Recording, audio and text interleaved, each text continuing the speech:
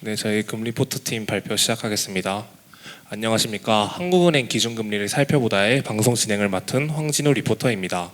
오늘은 각각 경제 동향, 물가, 금융 전문가님들을 모시고 방송을 해볼 건데요. 전문가님들의 말씀을 듣고 제가 한번 금리를 결정해 보도록 하겠습니다. 네, 우선은 경기 전문가님의 말씀으로 방송을 시작하도록 하겠습니다. 네, 안녕하세요. 저는 한은대학교 경기학 교수 현유나입니다. 오늘은 국내의 경제 동향부터 살펴보겠습니다. 우선 국외 경제 동향입니다. 우리나라는 무역 의존도가 높고 경제 발전 과정에서 금융 개방도 또한 높아졌기에 대외 여건 변화에 민감합니다. 따라서 이를 점검하고 유의할 필요가 있습니다. 우선 세계 경제는 완만한 성장세를 유지 중이며 주요국은 고금리 긴축 기조를 끝내고 금리를 인하할 시점을 고민 중입니다. 연초에 6월로 예상되었던 미 연준의 금리 인하 시기가 지연되고 있으며 일부 주요국은 선제적 금리 인하 결정을 내렸습니다. 6월 미국의 PCE 상승률은 2.5%로 양호한 둔화 흐름을 보이고 있으며 고용시장은 실업률이 꾸준히 상승하며 둔화되고 있습니다. 연준의 금리 인하 지연에 최근 미국 대선 관련 이슈가 더해지며 강달러 상태가 지속되고 있습니다. 한편 미국과의 금리차 지속으로 엔화와 위안화의 동반 약세가 지속되어 오다가 일본은행의 금리 인상이 이루어지며 엔화가 최근 강세로 전환하였습니다. 위안화도 이에 동조되는 흐름을 보이고 있습니다. 우리나라는 대중교역 의존도, 일본과의 수출 경합도가 높기에 원화는 엔화, 위안화 환율과 높은 상관관계를 보입니다. 이러한 아시아 통화 동조화 현상에 의하면 최근의 엔화, 위안화 강세 전환은 원달러 환율의 하방 압력으로 작용할 가능성이 있기에 이러한 추이를 면밀히 지켜봐야 합니다. 국제유가는 러우 전쟁 당시 급등한 뒤 전반적으로 하락 추세입니다. 그러나 지정학적 리스크, 중국 수요 둔화 등 상하방 요인이 엇갈리며 등락을 반복하고 있습니다. 또한 홍해 사태 장기와 미중 무역 갈등 등으로 인해 글로벌 운임이 급등했습니다. 상하이 컨테이너 운임 지수가 최근 하락 추세를 보이고 있으나 여전히 3,000선을 웃도는 높은 수치로 세계 공급망 혼란이 우려되고 있습니다. 결론적으로 세계 경제는 완만한 성장세 유지 중이나 연준 금리 인하 지연과 미국 대선, 중동 지역 분쟁 등 대외 불확실성이 상존하고 있습니다. 다음은 국내 경제 동향입니다. 우선 2분기 경제 성장률이 마이너스 전환했으나 이는 1분기의 일시적 개선 요인 제거와 기저효과에 의한 것으로 상반기 전체 성장률은 한국은행의 전망치에 부합하는 수준입니다. 따라서 전반적인 경기 부진 완화 흐름이 유지되고 있는 것으로 분석됩니다. 특히 수출 금액 지수가 9개월 연속 플러스를 기록하며 반도체 중심의 수출 호조가 지속되고 있습니다. 또한 실업률은 낮은 수준에 머무르며 전반적인 고용 여건이 완만한 흐름을 지속하고 있습니다. 반면 고금리 지속의 영향으로 내수 회복세는 더딘 모습입니다. 특히 민간 소비와 건설 투자 중심으로 부진한 흐름을 계속 이어가고 있습니다. 다만 하반기에는 고물가가 완화되어 소비를 진작하고 IT 경기 호황으로 반도체 제조 장비 관련 설비 투자가 증가할 것으로 전망됩니다. 따라서 하반기에는 민간 소비와 설비 투자 중심으로 내수가 완만한 회복세에 진입할 것으로 전망됩니다. 결론적으로 국내 경제는 내수 부진에도 불구하고 반도체 중심의 견조한 수출 호조세가 상반기의 경기 부진 완화 흐름을 견인하고 있습니다. 네, 잘 들었습니다. 그렇다면 아무래도 통화정책은 물가에 가장 집중해야 하는데 물가 상황은 괜찮을지 한번 알아보겠습니다. 네, 안녕하세요. 한은대학교 물가학 교수 김예랑입니다. 물가 상황에 대해서 설명드리겠습니다. 먼저 물가 현황을 점검해 보겠습니다. 소비자 물가 상승률과 근원 물가 상승률은 모두 기조적으로 하락 추세입니다. 근원 물가 상승률은 안정적 흐름을 지속 중이며 소비자 물가 상승률은 전 품목이 전년 동월비 상승하며 소폭 상승했습니다. 24년 3반기와 7월의 품목별 CPI 기여도를 비교해보면 석유류를 중심으로 공업제품 기여도가 상당폭 상승했습니다. 농축수산물 CPI는 여전히 높지만 상반기에 비해 기여도는 크게 하락했습니다. 변화가 큰 석유류와 농축수산물 CPI를 조금 더 살펴보겠습니다. 먼저 석유류 CPI는 23년 상반기에 둔화했던 것과 달리 24년 국제유가 급등으로 8.4% 상승했습니다. 농축수산물 CPI는 23년 하반기 기상이변으로 급상승한 후 점차 안정화되고 있습니다. 23년 7월을 기점으로 유가 및 농산물 가격이 급등하였고 그에 따른 기저효과는 추후 물가 상승률 둔화 추세 확대 요인으로 작용할 것입니다. 대표적인 물가 지표들이 둔화 흐름을 보이고 있는데요. 체감 물가는 어떨까요? 우리나라의 필수 소비재 가격 수준은 OECD국에 비해 높아 가계의 생활비 부담이 크고 팬데믹 이후 누적 물가 상승률을 보면 생활 물가가 소비자 물가보다 더 크게 상승했습니다. 7월 생활 물가 상승률은 3%이고 소비자들은 물가가 1년 전보다 3.6% 상승했다고 인식했습니다. 따라서 인플레이션이 둔화되고 있지만 물가의 수준과 체감 물가는 여전히 높아 보입니다. 높은 체감 물가로 인해 일반인 단기 기대 인플레이션이 2.9%로 고수준을 유지하고 있습니다. 고물가 둔화 시기에는 기대 인플레이션이 실제 물가 흐름에 비해 더디게 둔화되는 특성이 있어 디스인플레이션 제약 요인으로 작용합니다. 다음으로 물가 불안 요인을 점검해 보겠습니다. 먼저 국제유가는 중동 정세 악화 등 상방 요인과 오펙 증산, 중국 수요 둔화, 미국 경기 침체 우려 등 하방 요인이 엇갈리며 높은 변동성을 보입니다. 7월 말 급격히 하락한 유가가 중동 리스크로 재상승할 시 공급 측 생산 비용을 증대시키고 상품 가격과 서비스 가격으로 전이되면서 CPI와 근원 CPI를 상승시킬 수 있습니다. 다음으로 7월 농산물 CPI는 9%로 과실류의 영향이 컸습니다. 과일과 채소는 계절성의 영향을 크게 받고 비축 영양 및 공급 채널의 다양성이 부족하여 가격 변동성이 높습니다. 기온 변화 충격은 농산물 가격을 상승시키는 요인인데요. 글로벌 이상기후가 심화되면서 기온이 1도 상승할 때 농산물 가격은 약 0.5%포인트 상승하며 영향은 약 6개월간 지속됩니다. 따라서 파급 효과의 지속과 여름의 폭염 등을 고려했을 때 8월 이후에 농산물 가격 상승세가 지속될 가능성이 큽니다. 고환율 또한 물가 불안 요인입니다. 미국의 금리 인하 기대감은 높아졌지만 트럼프 대세론 등으로 달러 강세가 지속되고 있습니다. 달러 강세에 따라 수입 물가가 상승했으며 생산자 물가도 동반 상승했습니다. 피벗 지연과 미국 경기 침체 우려 등으로 환율의 변동성도 확대되었는데요. 변동성 확대는 물가 상승률 둔화 속도를 늦춥니다. 또한 환율의 물가 전가율이 높아 둔화 추세인 CPI와 코어 CPI가 재상승할 수 있습니다. 마지막으로 경제 전반에 파급 효과가 큰 공공요금 인상 본격화에 유의해야 합니다. 고물가 기조로 23년 2분기를 끝으로 동결되었던 도시가스 요금이 이번 달 6.8% 인상되었고 한국전력의 재무 부담이 높아지며 전기요금도 4분기 중 인상이 유력합니다. 현재까지의 인상분이 23년 인상안에도 미치지 못하고 있어 인상 여론이 장존해 있습니다. 공공요금 인상은 공업 제품과 개인 서비스 CPI를 상승시키고 CPI와 코어 CPI의 직간접적 상승 요인으로 작용합니다. 정리해보면 CPI는 7월 소폭 상승했으나 기조적으로 하향 추세입니다. 또한 지난해 유가, 농산물 가격 급등에 따른 기저효과로 둔화 흐름이 확대될 수 있습니다. 그러나 필수 소비재 가격을 중심으로 체감 물가는 여전히 높은 것으로 판단됩니다. 그간 높은 농산물 가격 지속, 중동 지역 긴장에 따른 유가 상승, 미 연준 피벗 지연에 따른 달러 강세 등이 공급 충격 요인으로 작용해 왔습니다. 추후 공공요금 인상폭 및 시기, 지난 공급 충격의 지속성 및 파급 영향과 관련된 불확실성이 잔존한 상황입니다. 네, 잘 들었습니다. 물가 전문가님께서 물가 측면에 불안 요인이 다소 상존한다고 평가해 주셨습니다. 그렇다면 지금 금융 상황은 어떤지 설명해 주시면 감사하겠습니다. 네, 안녕하세요. 저는 한은대학교 금융학 교수 박지민입니다. 먼저 전체적인 금융 안정 상황을 살펴보겠습니다. 단기적인 금융 안정 상황을 보여주는 금융 불안 지수는 완만한 하락세를 이어가고 있으나 비은행 금융기관의 연체율 상승 등의 영향으로 주의 단계에 머물고 있습니다. 한편 금융 시스템 내 중장기적 잠재 취약성을 보여주는 금융 취약성 지수는 지속적으로 하락하여 장기 평균을 하회하고 있습니다. 세부적인 금융 안정 상황을 살펴보도록 하겠습니다. 먼저 신용시장입니다. 가계신용은 1분기까지 감소세를 보였으나 2분기 들어 금리 인하 기대감, 수도권 아파트 가격을 중심으로 한 전국 주택가격 상승, DSR 규제 강화 연기 등의 요인으로 인해 주택담보대출을 중심으로 급격한 증가세를 보이고 있습니다. 기업신용은 중소기업 중심으로 증가세가 둔화되었으나 기업신용 레버리지는 여전히 높은 수준입니다. 신용시장 현황을 정리해보자면 여전히 높은 기업신용 레버리지, 급격한 최근의 가계대출 증가세로 인해 금융 불균형이 재확대될 우려가 존재한다고 볼 수 있습니다. 다음으로는 금융시장의 잠재적 리스크 중 하나인 부동산 PF 대출 리스크 현황에 대해 살펴보겠습니다. PF 대출 잔액은 금융기관의 자산 건전성 관리 강화 노력, 정부의 PF 대출 리스크 연착륙 정책 등으로 인해 증가세가 크게 둔화되었지만 연체율은 지속적으로 상승하고 있습니다. 또한 부동산 평균 분양률이 하락하며 미분양 리스크도 증대되고 있습니다.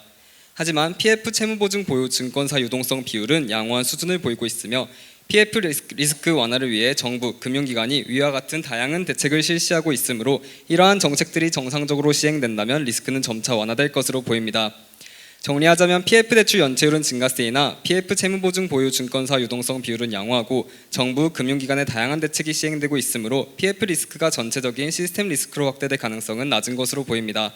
하지만 향후 예기치 못한 충격이 발생할 수 있으므로 PF 대출 관련 금융기관은 부실 채권을 정리하고 충분한 유동성을 확보할 필요가 있습니다. 다음은 금융기관 건전성 점검을 해보도록 하겠습니다. 고금리 기조가 장기화되며 가계, 기업 대출 연체율이 꾸준히 상승세를 보이고 있습니다. 가계 연체 진입률 및 연체 지속률 상승, 기업 이자 지급 능력 감소로 인해 연체율 상승세가 확대될 수 있다는 점에 유의해야 합니다. 대출 연체율이 지속적으로 상승하며 모든 금융기관의 고정이하 여신 비율이 증가하면서 금융기관 자산 건전성이 악화되고 있습니다. 하지만 모든 금융기관 자본 적정성 비율은 양호한 편입니다. 또한 거시경제 충격 사항을 가정한 분석 결과에서도 모든 금융기관의 자기자본 비율은 전반적으로 감독 기준을 상회하는 것으로 나타났습니다. 다른 금융기관 대비 상대적으로 리스크가 큰 비은행 부문 리스크를 세부적으로 살펴보겠습니다. 일부 저축은행, 상호금융, 취약조합은 거시경제 충격 상황 발생 시 자기자본 비율이 감독 기준을 상회하긴 하나 크게 하락하는 것으로 나타났습니다. 하지만 저축은행 및 상호금융은 다른 금융업권과 낮은 상호연계성을 보이고 취약그룹 상호금융조합 중 4천억 원 미만 소규모 조합 비중이 80%를 차지하고 있기 때문에 일부 취약조합 부실이 시스템 리스크로 전이될 가능성은 낮아 보입니다. 일반은행 유동성 커버리지 비율 및 비은행 유동성 확보 비율이 양호한 수준이므로 전반적인 금융성 유동성 지표도 양호한 수준인 것으로 확인되었습니다. 금융기관 건전성 점검 결과 고정이하 여신이 증가하며 자산 건전성이 악화되고는 있지만 자본 적정성, 유동성 대응 능력 등 전반적인 금융기관 건전성은 양호한 것으로 보입니다. 전체적인 금융 분석 결과를 살펴보겠습니다. 모든 금융기관 자본 적정성, 유동성 대응 능력이 좋으므로 경제 전반에 시스템 리스크가 발생할 가능성은 낮아 보입니다. 또한 일부 금융기관에서 취약 부문이 존재하나 규모가 크지 않고 상호 연계성도 낮으며 자본 적정성은 양호한 수준이므로 금융 시스템 전반에 대한 영향은 크지 않을 것으로 판단됩니다. 즉, 금융 부문 안정성은 통화 정책 긴축 기조를 유지하더라도 전반적으로 양호할 것으로 보입니다. 또한 최근의 신용 증가세로 인한 금융 불균형 재확대 우려는 긴축 기조를 유지해야 하는 요인으로 작용하고 있다고 볼 수 있습니다. 하지만 대출 연체율이 지속적으로 상승하며 금융기관 자산 건전성이 저하되고 있기 때문에 한국은행은 향후 추가적인 위험 발생 시 취약 부문 중심으로 리스크가 확대될 것을 주의하여야 합니다. 네, 잘 들었습니다. 그러면 이제 전문가님들의 말씀을 토대로 제가 한번 8월 기준금리를 결정해 보도록 하겠습니다. 한국은행은 2021년 8월부터 10차례에 걸쳐 금리를 300bp 인상하였고 12차례 동안 금리를 동결해 왔습니다. 그 결과로 소비자 물가 상승률이 물가 안정 목표치에 근접했습니다. 따라서 현재는 금리의 방향성이 아닌 인하의 시점을 고민해야 하는 상황입니다. 다만 섣부르게 금리를 인하할 시에 리스크도 존재하는 만큼 신중할 필요가 있습니다. 섣부른 금리 인하 시에는 한미 금리 차가 더욱 확대되어 채권 시장에서의 자본 유출이 확대될 것입니다. 실제로 전년 대비 거주자 해외 채권 투자액은 약 3배 증가하였고 외국인 국내 채권 투자액은 감소하였습니다. 이러한 자본 유출은 환율 상승으로 이어질 수 있습니다. 환율 상승은 소비자 물가 재상승, 외화 부채 부담 증가, 정책 대응의 어려움 등의 부작용을 가져올 수 있기에 금리 인하에 신중할 필요가 있습니다. 뿐만 아니라 최근 금리 인하 기대감으로 민간 신용이 증가세에 있습니다. 금리 인하 시에는 민간 신용이 더 증가할 것으로 예상되며 GDP 대비 민간 신용 비율이 재상승할 것입니다. 그 결과 중장기적 성장을 저해시키고 금융 및 실물 경제의 하방 리스크가 확대되며 향후 통화정책 운용의 제약으로 작용할 것입니다. 정리하자면 섣부른 금리 인하는 시장 금리 차를 확대시켜 자본 유출을 야기하고 이로 인해 상승한 환율은 물가 재상승 및 외화 부채 부담 증가로 작용할 수 있습니다. 또한 가계 신용을 증가시켜 금융시장 리스크를 증대시킬 것입니다. 이러한 부작용으로 인해 향후 더 큰 비용을 치러야 할 수 있습니다. 따라서 금리 인하 시 발생할 수 있는 리스크에 유의하며 통화정책을 운영할 필요가 있습니다. 한국은행은 물가 안정을 목표로 하되 금융 안정에도 유의해 경제 전반의 안정을 도모해야 합니다. 다만 현재는 대외 불확실성이 있고 물가 불안 요인이 다수 존재합니다. 또한 섣부른 금리 인하 시 금융 불균형이 심화될 우려도 존재합니다. 이러한 점들을 고려해 봤을 때 8월 기준금리는 3.5%로 동결해야 합니다. 한편 기준금리 동결 시 경기 측면과 금융 측면에서 리스크가 발생할 수 있습니다. 경기 측면의 경우 고금리로 인한 내수 부진이 심화될 수 있기에 농수산물 할인 지원, 취약계층에 대한 선별적 재정 정책이 필요하며 금융 측면의 경우 금융중개 지원 대출 확대, 자영업자 및 가계의 대출 만기 연장 등의 정책이 필요합니다. 금리 동결 시 리스크는 통화 정책만으로는 대응하기 어려운 만큼 정부의 재정 정책과의 정책 공조를 통해 취약 부문에 대해 미시적으로 대응해 거시적인 경제 안정을 도모할 필요가 있습니다. 이상 발표 마치겠습니다. 네, 감사합니다. 질의응답석으로 이동해 주시기 바랍니다. 예, 첫 번째 질문입니다. 지금 금리 동결을 선택을 하셨는데요. 금리를 동결한다는 것은 이제 결국 그 결정일 수도 있지만 금리를 현 수준에서 계속 같은 레벨로 유지한다는 의미이기도 합니다. 이는 그 금리를 현 수준에서 유지했을 때 각 부문별로 중장기적으로 어떤 파급 효과가 나올지에 대해서 좀 여쭙고 싶은데요. 그러니까 현재의 기준금리 수준을 어떤 수준이라고, 예를 들어 긴축인지 중립인지 완화적인 수준인지 평가를 해주시고, 현재의 기준금리를 유지했을 때 각 부문별 파급 효과를 점검해 주시고요. 그거에 기반해서 중장기적인, 지금 현재 이번 달 금리 결정 말고 중장기적인 통화정책 운영 방향을 말씀해 주시기 바랍니다. 네, 팀원들과 상의 후에 답변 드리겠습니다.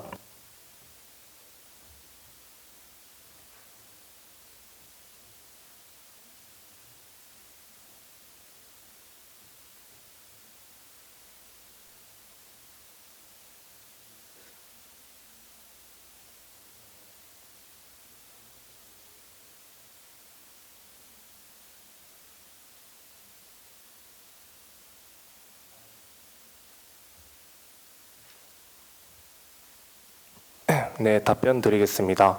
우선 현재 금리 수준은 상당히 저희가 봤을 때는 긴축적인 수준이라고 판단됩니다. 왜냐하면 이제 피셔 방정식을 이용했을 때 보통 이제 실질 금리를 따지는데요. 실질 금리 같은 경우 이제 물가가 낮아지면서 실질 금리가 상승한 측면이 있어서 일단 1차적으로 그거를 봤을 때 긴축적이라 생각했고요.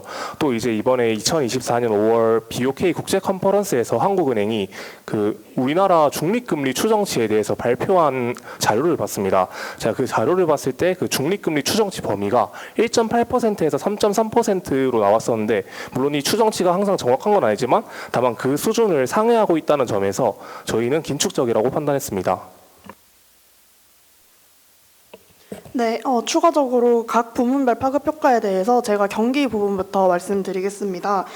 지금 경기 상황이 내수가 부진하다고 저희 발표에서 말씀드렸는데, 저희 팀의 생각으로는 통화정책의 제1 목표인 물가 안정을 위한 긴축은 필수적이었으며, 이러한 긴축으로 인한 어느 정도의 내수 부진은 불가피하다고 생각했습니다. 다만 물론 통화정책의 과잉 대응에 따른 경기 침체, 즉 오버킬 효과도 고려해야 하는데, 저희가 말한 것처럼 동결할 경우 지금 현재 내수 부진에 이런 동결 시 소비 심리 부진이나 이런 거에 과중되면서 내수 부진이 완화되는 거에는 동결이 조금 부정적인 효과를 미칠 수도 있다고 생각합니다. 이게 오버킬로 해석될 수도 있는데, 하지만 그럼에도 섣부른 금리 인하로 물가를 확실히 잡지 못하면 그 충격이 경기로 이어지는 언더킬의 위험이 있을 거라고 생각했습니다. 따라서 중앙은행은 저희가 동결을 하더라도 면밀한 검토를 통해 이 긴축기조 지속 기간을 신중하게 조절해야 하며, 정부는 또 이렇게 긴축으로 인해서 경기에 발생할 수 있는 내수 부진, 이런 부작용에 대한 대응 전략을 마련해야 한다고 생각합니다.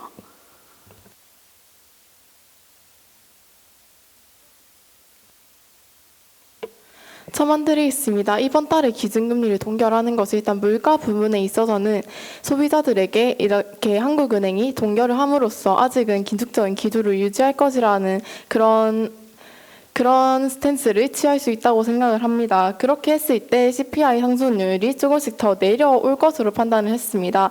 왜냐하면 발표에서 말씀을 드렸듯이 이번에 8월, 9월, 10월 이때에는 기저효과가 특히 좀 크게 작용을 하고 있기 때문입니다.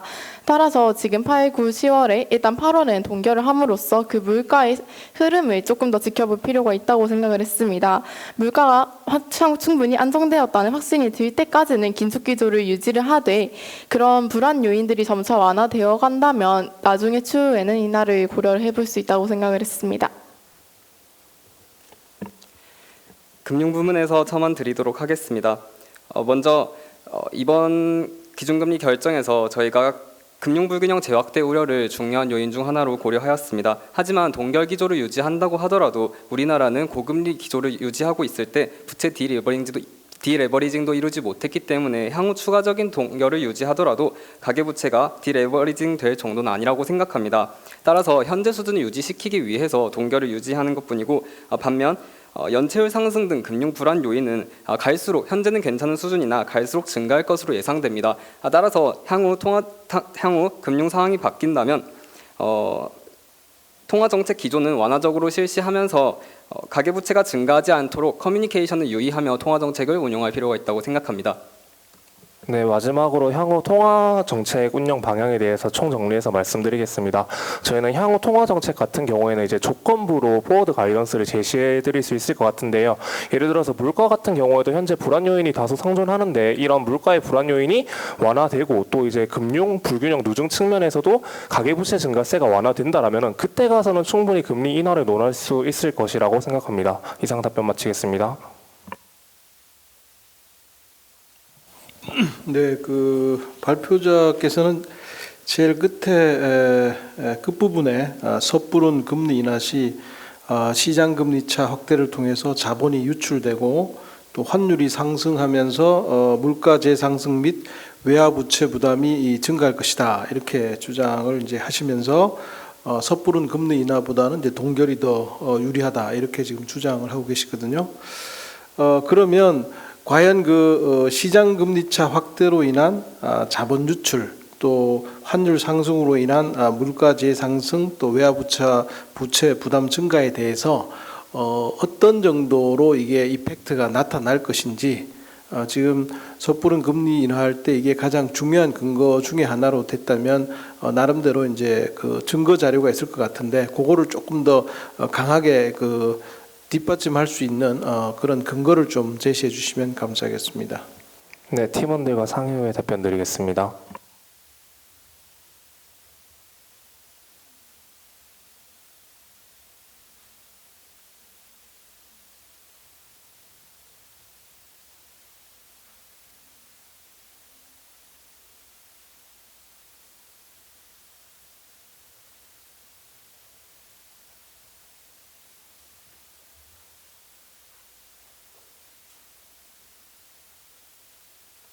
네, 답변 드리겠습니다. 먼저 환율이 어느 정도의 효과가 있어서 이렇게까지 중점적으로 받는지에 대해 근거를 조금 말씀을 드리겠습니다.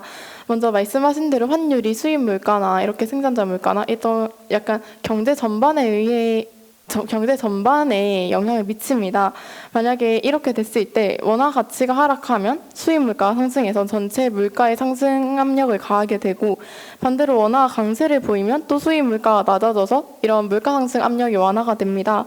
하는 분석에 따르면 24년 초 기준으로 환율이 1%포인트 상승했을 때 소비자 물가가 0.1%포인트 가깝게 상승을 하면서 환율의 물가 전가율이 일단 높은 수준으로 나타났다는 점이 일단 가장 유효했습니다. 저희가 환율을 주의 깊게 본 이유에 또한 환율의 변동성이 높은 것은 물가 둔화 속도를 늦추는 것으로 알고 있습니다. 수출기업과 수입기업, 그 외 시장 참여자에게 이렇게 환율 변동이 시장의 혼란을 야기할 수가 있습니다. 따라서 중앙은행은 환율 안정화를 통해서 물가 상승 압력을 조절을 하며 외환시장 개입을 통해 환율을 적정 수준으로 또 유지를 할 필요가 있다고 생각합니다. 네, 추가적으로 첨언 드리자면 이제 제가 자본시장연구원 거기서 나온 보고서를 봤었는데 이제 환율의 최대 상단측이 이제 아마 1,420원 정도일 것이다. 이제 그 수준을 넘어가면은 이제 기업들의 부담이 너무 심해져서 내수에 되게 안 좋게 작용할 수 있다라는 글을 봤었습니다. 저희가 이제 그거를 보고 환율이 여기서 더 올라가게 될 경우 경제 성장률에도 좋지 않고 또 물가에도 좋지 않을 것으로 생각해서 저희가 환율을 좀 중요하게 다뤘다고 생각합니다. 좀 추가로 질문드리고 싶은 거는 여기서 이제 금리 동결을 주장을 하셨고 또 금리 인하가 섣부를 때 이제 나타날 여러 가지 이유를 이제 말씀해 주셨는데 지금 우리 발표자들께서 이제 이거 준비하면서 생각할 때 가장 어떤 금리 수준에 대해서 가장 잘 설명해 줄 수 있는 어떤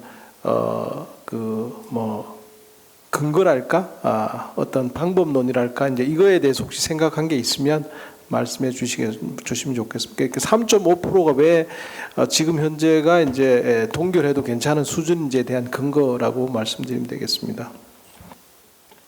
팀원들과 상의 후에 답변 드리겠습니다.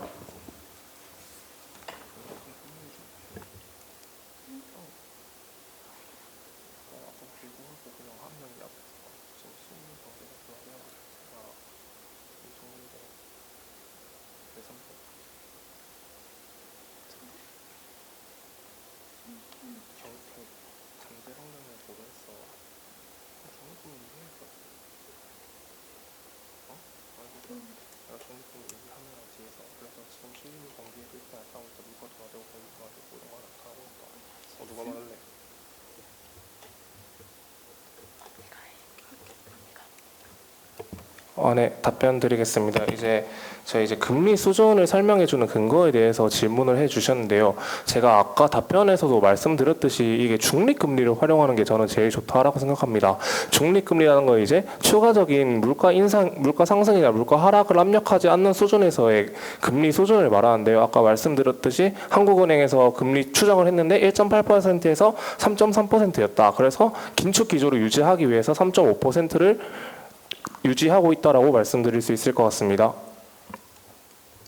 네, 추가적으로 첨언 드리겠습니다. 지금의 3.5%가 긴축적이다라는 걸 볼 수 있는 또 다른 이유로 지금 실물 경제를 말할 수 있을 것 같습니다. 저희가 한국은행이 3.5%로 꽤 오랜 기간 동결을 유지하고 있는데 그 기간 동안 고금리 영향으로 실물 경제 실제로 소비, 투자, 생산 전반적으로 고금리 영향으로 경기나 실물 경제가 둔화되는 모습을 보이고 있기 때문에 이거 자체도 지금의 금리 수준이 충분히 긴축적이라는 걸 보여주는 상태라고 생각했습니다.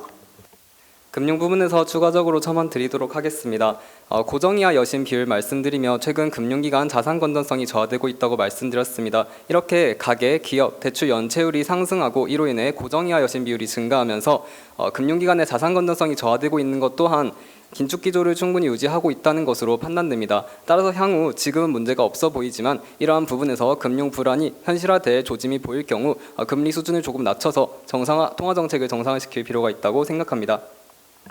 네, 마지막으로 물가 부분, 물가를 보았을 때도 우리나라가 다른 타국들에 비해서 먼저 기준금리를 인상을 하기 시작했었습니다.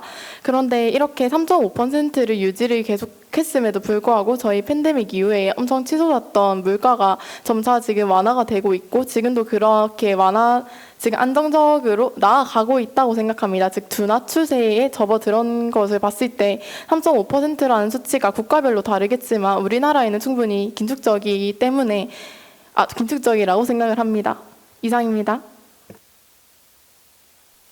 네, 답변 잘 들었습니다. 금융안전 관련해서 질문드리겠습니다.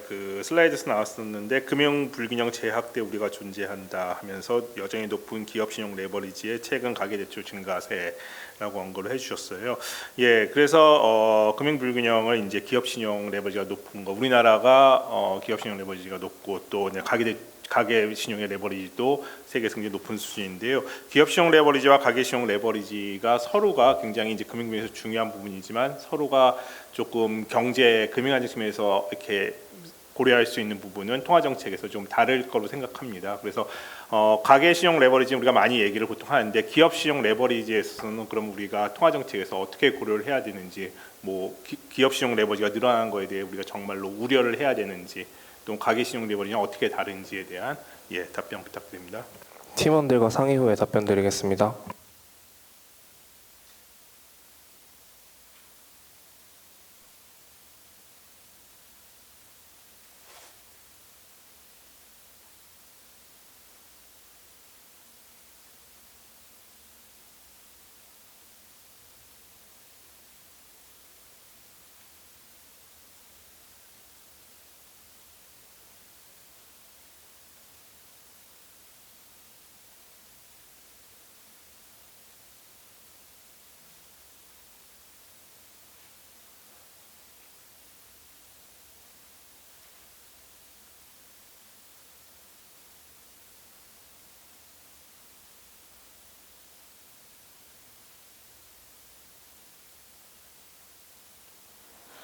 네, 답변 드리겠습니다. 먼저 가계부채 증가 시 문제점은 경제가 성장하면 가계부채도 자연스럽게 증가하므로 가계부채 증가 자체는 문제가 아니라고 생각합니다. 하지만 가계부채가 빠르게 과도하게 증가한다면 여러 문제가 생깁니다. 먼저 가계부채가 과도하게 증가하면 경제의 변동성이 커질 수 있습니다. 거시경제 충격이 발생하여 가계의 소득이나 자산가치가 변화하는 경우 가계는 부채를 늘리거나 소비를 줄이는 방향으로 반응하는데 이미 막대한 부채를 보유하고 있는 가계는 추가 차입이 어려우므로 소비 위축을 통해 실물 경기 침체로 이어질 가능성이 크다고 생각합니다.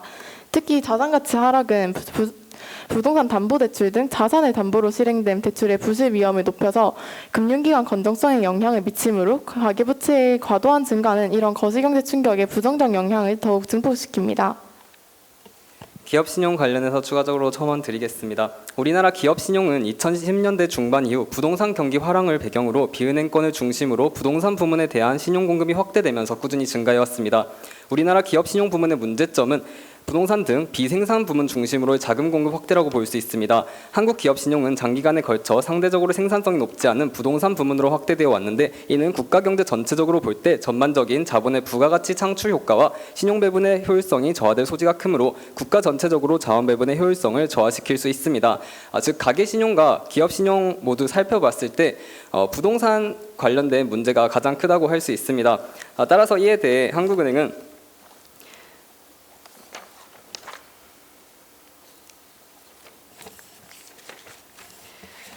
부동산 증가세를 좀 억제시키기 위해 커뮤니케이션을 실시할 수 있을 것 같습니다. 커뮤니케이션을 조금 자세히 설명을 드리자면 최근 금리가 인하되지 않았음에도 금리나 기대감으로 인해 가계 및 기업 대출이 상승하면서 이러한 가계 기업 신용 레버리지가 확대되고 있습니다.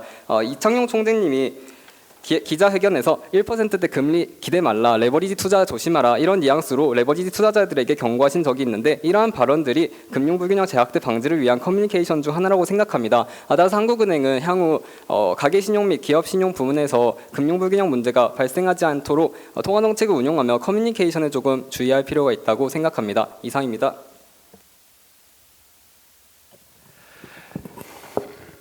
예, 또 금융불균형 문제인데 인하 반대에 대한 근거로 다른 팀이랑 좀 다르게 이제 구조적인 문제를 주로 얘기해 주셨어요. 뭐 중장기 성장 저해한다든가 향후 통화정책 운영을 제약한다든가. 근데 이거는 예를 들어 내년에 금리를 내려도 똑같은 문제거든요. 그러니까 내년에 금리를 내서 만약에 가계부채 비율이 또 올라가면 또 만나게 될 구조적인 문제이기 때문에 그렇다면 이건 언제든지 항상 상존하는 문제고 그렇다면 과연 앞으로 어떤 여건이 있어야만 과연 금리를 내릴 생각인지 그런 향후에 그 선회할 여건이 어떤 여건이 변해야 그 선회를 할 것인지 그거에 대해서 좀 얘기를 해주십시오. 네, 팀원들과 상의 후에 답변 드리겠습니다.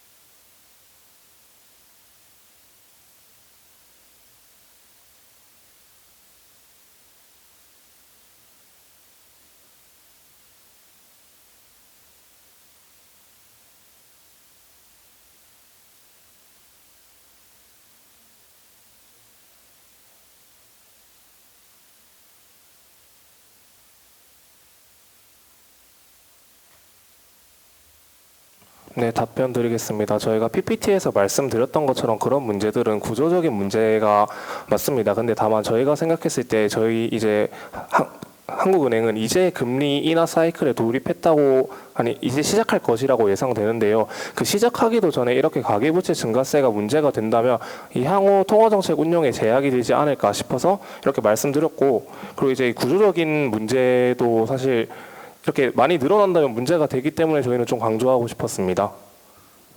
네, 추가적으로 말씀드리겠습니다. 현재 이러한 구조적인 문제를 해결하기 위해서 한국은행과 정부가 정책적 공조를 통해 스트레스 DSR을 도입한다든지 서울 수도권 중심으로 부동산 공급을 확대한다든지 등 이러한 정책들을 시행해서 이러한 구조적 문제를 해결하려고 노력하고 있습니다. 하지만 그러한 정책들이 지금 도입되고 있는 상황에서 과도한 금리나 기대감으로 가계부채가 급격하게 증가하고 있기 때문에 저희는 조금 더 동결을 실시하자고 할 뿐이지 앞으로 향후 계속 동결하자 이런 식으로 주장하는 것은 아닙니다.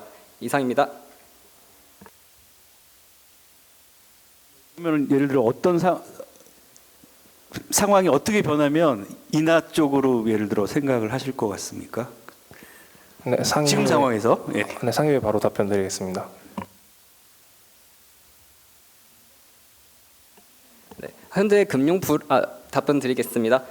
현재 금융 불균형 제약대 우려를 중요한 요인으로 다룬 것은 맞으나 저희는 이거를 주 요인으로 고려는 하였지만 이것만 고려한 것이 아니라 물가 불안 요인 등등 다른 요인도 함께 고려했습니다. 따라서 현재 도입되고 있는 스트레스 DS와 같은 정책들이 정상적으로 도입되고 부동산 공급이 확대되면서 다른 요인들이 정상화된다면 금리 인하를 시행할 수 있을 것으로 보입니다. 이상입니다. 예, 수고하셨습니다.